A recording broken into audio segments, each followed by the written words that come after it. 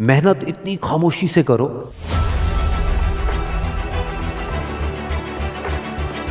कि कामयाबी शोर मचा दे।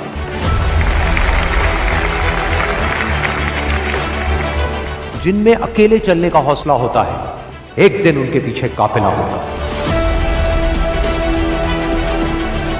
कामयाब लोग अपने फैसले से दुनिया बदल देते हैं, जबकि नाकामयाब लोग दुनिया के डर से अपने फैसले बदल देते हैं। जिससे किसी को उम्मीद नहीं होती,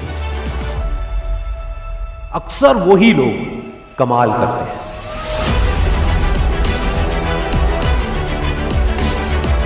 जीत और हार आपकी सोच पर निर्भर करती है।